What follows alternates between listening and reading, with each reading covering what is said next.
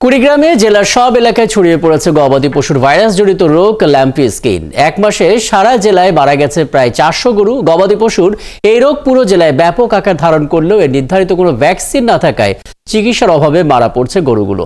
রাজু মোস্তাফিজের পাঠানো তথ্য এবং ছবিতে বিস্তারিত। এই রোগে গরুর গায়ে ফোসকা পড়ে, ঘা দেখা দেয়, ছড়িয়ে পড়ে গরুর সারা শরীরে। ভাইরাসজনিত এমন রোগের পোশাকি নাম ল্যাম্পি স্কিন।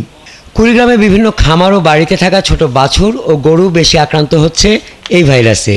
এরই মধ্যে জেলা সদর, রাজারহাট, উলিপুর, চিলমারি, নাগেশ্বরী সহ বিভিন্ন অঞ্চলে রোগটি ছড়িয়ে পড়েছে। ল্যাম্পি স্কিন নামে একটা রোগ আছে, যে গরুর চিকিৎসা করতে 7 থেকে 8,000 টাকা পর্যন্ত খরচ হচ্ছে। গরু তো তারপর সুস্থ হচ্ছে না। ল্যাম্পি রোগ দিচ্ছে, তার মধ্যে ডাক্তার আনছে, ডাক্তারের চিকিৎসা যা দিচ্ছে সব খাওয়াইতেছি। উপজেলা প্রাণী সম্পদ কর্মকর্তা বলছেন, বেশিরভাগ খামারি ও গেরস্থ অনিবন্ধিত পশু চিকিৎসকের পরামর্শে চিকিৎসা করানোয় এই রোগে গরুর মৃত্যু বেশি হচ্ছে। থার্ভেট, প্যারাসি, প্যারাএল এই জাতীয় ট্যাবলেটগুলো খাওয়াইতে বলি। এমন ভাইরাসজনিত রোগের তেমন কোনো প্রতিষেধক নেই জানান জেলা প্রাণী সম্পদ কর্মকর্তা। তবে রোগাক্রান্ত গরুকে লেবুর রস, নিমপাতার রস, কালোজিরা ও হলুদের রস দিয়ে ভেষজ চিকিৎসার পরামর্শ দিয়েছেন। আমরা জনগণকে সচেতন করার জন্য উঠান বৈঠক করতেছি,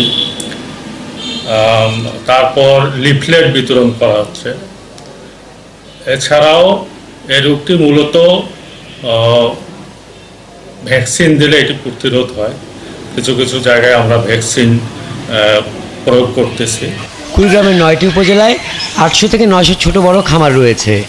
বেশিরভাগ খামারের গরু এই রোগে আক্রান্ত হওয়ায় উদ্বিগ্ন খামারিরা এর প্রতিকারে দ্রুত ব্যবস্থা নেবার দাবি তুলেছেন। হাসান আহমেদ, 71।